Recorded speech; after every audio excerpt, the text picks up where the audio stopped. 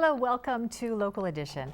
I'm Leslie Layton. Senator Janet Nguyen just finished her first two-year term in Sacramento, and she's here now to talk about some of the things she learned during the first 2 years, some of the bills she authored, some that were passed, and some of the last-minute session negotiations. Welcome. Thank you, Leslie, again for having me.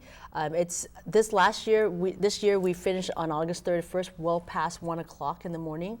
It's quite interesting just to watch, the last few days where they're all day long, tons of bills, hundreds of bills going through, and bills that we haven't seen because it's still on the assembly side just got passed. It's been transported over to our side to get voted on, and we're going through this, and sometimes we would even have to say, wait, can you not vote on this? We just got this.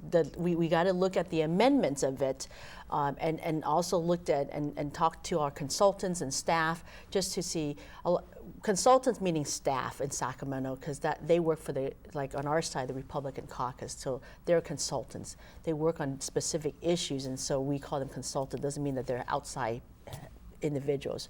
And so, I've obviously, after 2 years, I'm much more familiar with in and out of Sacramento. I've been able to get 4 bills signed by the governor, and 2 of them are waiting for his signatures right now. Well, and so 700 other bills are waiting for his signatures. Well, I would love to talk about some of those bills specifically, but getting back to the part that you said where you get the information, you get the bills right before you vote, that's always seemed concerning to me. Do you have confidence that all the senators and assembly people are up to speed on all of the issues that they vote on? Absolutely not. I'll be honest. For us, I go through, so in my office, I cannot speak on behalf of other members, but on my office, we'll have the caucus consultant go through it, then my staff goes through it, and then I come in and go through it with my staff. And then when there's last minute amendments, they call floor amendments. It happens on the floor right before, like literally seconds before you vote on something.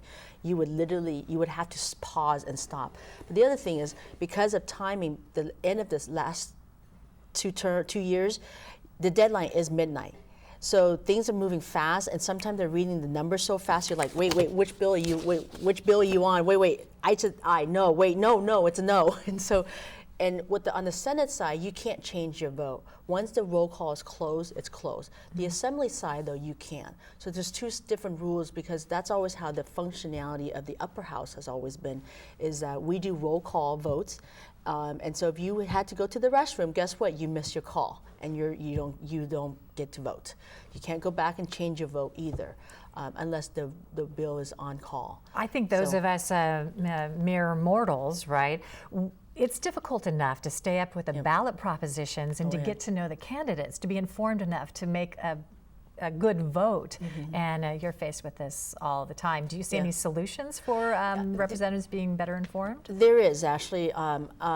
There's a proposition that is going to require the state to print every bill 72 hours before voted on. That's amazing. I mean, 3 days before, because that would give us some time. But then how many bills are you voting on in a session? There's about 2,000 bills or more introduced. Not all, and if you split up into 2 houses, so we would probably vote about at least a minimum of 1,000 bills in the session. And most of them, by the time the trend dwindle down, some gets to the floor, some doesn't. So we also vote on committee before it gets to the floor, and it goes to the other side, and vice versa. So it could be in hundreds and over 1,000. The governor right now is holding 700 bills that were passed by both houses. I'm not sure how you can feel comfortable voting for things that you can't. It's like signing those real estate forms when you're buying a house, and you're like, I hope I know what I'm doing. Well, the one thing, my staff, we would be there till 2, 3 in the morning, and come in at 6 or 7 in the morning to review again. Especially in the end of the last week or 2 weeks of session. How much do you look to your party to make a decision to vote, to just vote along party line? I don't represent my party. I represent my constituency. That's my #1 priority. And we always definitely look at what the caucus recommendation But some of those recommendations don't translate to what my constituent would want. And so that's why my staff, we do the double take and the triple take.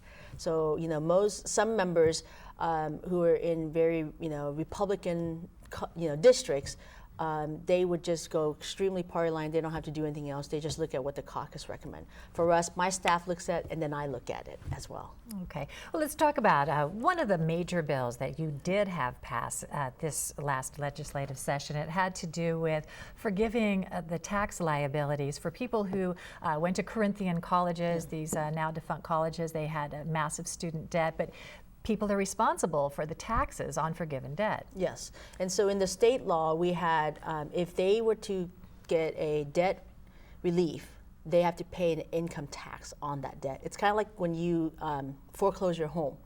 Even with the foreclosure, you're still responsible for the value of the home being sold. And so this bill says about 13,000 students in California, if they got that debt free, then they would not have to pay for the debt as an income tax. But it will sunset in 5 years. The federal government is doing it in various ways on the federal side for the federal tax. This is a way that we can help these students because a lot of these students are, veterans, immigrants, wants to do better, wants to have a career, go back to school, working full-time, single mom, single dad. And so this is an opportunity to help them just restart. It's not their fault. They did everything right. It's the school's fault. One of the other bills that you voted in favor of, that is before the governor, had to do with a bill proposed by one of our local representatives, John Moorlach, in giving Olympic athletes the acknowledgement they're due in light of some of the drugging. Senator Moorlach brought a constituent of mine to the Senate floor and introduced her. She was the one back in the 70s when she didn't get the gold medal because Russians had their swimmers drugged, and she should have rightfully gone that. So I said, why don't we do a resolution calling on the Olympian committee to issue her rightfully the gold medal she deserved. We have just 30 seconds. What are the top 3 things that you would like to accomplish this next legislative session? Well, there's going to be so many other bills that I want to do. One, I'm going to re-look at asking the Orange County Vector Control to look at posting and notifying constituents, the residents, if they're going to do an aerial spraying. We deserve a notification. I'm not saying there's anything wrong with it. I'm not disputing whether they should or should not. But but I think there's a lot of opportunities. But I wanted to get an opportunity to mention that on October 29th and the 30th, we have the Central County Health Expo. Central West County Health Expo. It's at Concord College in Garden Grove. From 8 a.m. to 1 p.m. Free eye exam, eyeglasses, prescription glasses, free dental exam, dental cleaning, etc. Flu clinics, free flu vaccination, and medical screening as well. So first come, first serve. If you have a need, please come. It is for 2 days, and it is because of generous support by different companies and businesses, local businesses, and also nonprofits. That's a fantastic service. Thank you very much, Janet Nguyen, and thank you for joining us. I'm Leslie Layton.